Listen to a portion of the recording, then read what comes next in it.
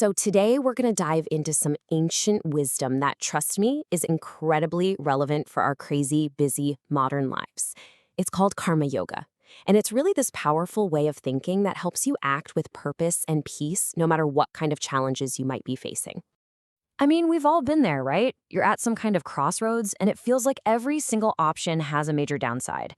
And that fear of making the wrong move, it just freezes you. You feel completely stuck with no idea which way to go.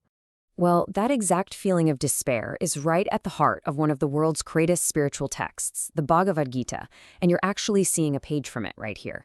The whole story revolves around a warrior named Arjuna, right before this huge epic battle, and his crisis becomes this profound metaphor for the battles that we all fight in our own lives.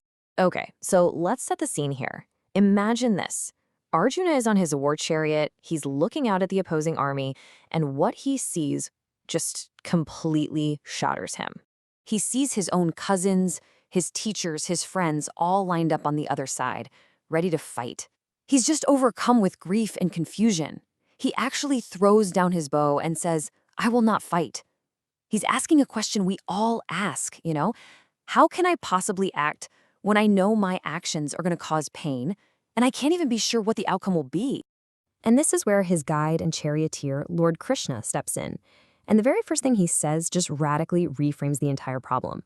He tells Arjuna the question isn't whether to act, but how. Krishna's response is so profound. He says that action is literally woven into the fabric of existence. You just can't escape it. The forces of nature push everything and everyone to be in this constant state of action. I mean, breathing is an action, thinking is an action, just being alive is action. So here's the crucial point. Arjuna's decision to not fight, that's also an action, and it has its own consequences. Inaction is basically an illusion. So since we're forced to act no matter what, the real question becomes, is there a skillful way to act that frees us from all that anxiety and pain about the results? And this brings us right to the core teaching of karma yoga, the secret to skillful work. Krishna lays out two fundamentally different ways we can approach pretty much everything we do. So we've got two basic options. On one side, there's the way most of us operate, working with attachment. Our focus is 100% on the result, getting the promotion, the praise, the good review, even just likes on a post. This leads to this wild roller coaster of anxiety and stress, and it emotionally chains us to our outcomes. The other way is karma yoga. Here, the focus shifts completely. You work as an offering, concentrating only on the quality of the action itself. The experience becomes one of freedom and purpose, and it leads to inner peace, no matter what the outcome is. So here it is. In a nutshell, karma yoga is the art of working with excellence and dedication without being attached to the outcome. It's all about pouring your entire heart and all your skill into what you are doing right here and now, and then just completely letting go of what happens next. You have a right to your actions, Krishna says, but never to the fruits of your actions.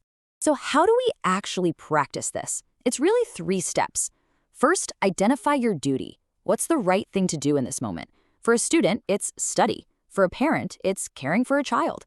Second, give it your absolute best. No half measures.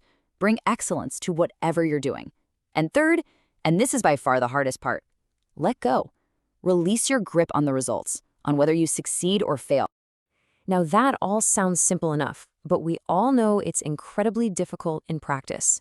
So what is it inside of us that makes letting go just so hard? Well, Krishna identifies a very specific inner enemy. It's a great question, right? If this is the path to peace and excellence, why isn't everyone just doing it all the time? What is this powerful force that's constantly pulling us back into that cycle of anxiety and attachment? Krishna gives a very direct answer. He names the enemy, desire. He says, it is desire born from passion, which is the all-devouring, sinful enemy of humanity.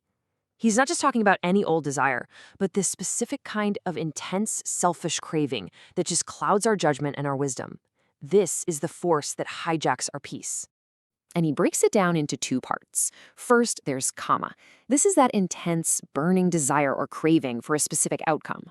Then, when that desire gets blocked, when we don't get what we want, it instantly transforms into its toxic byproduct, krodha. That's the anger, the rage, the frustration. This destructive duo is what stops us from being able to act skillfully. So if desire is the enemy, how do we defeat it?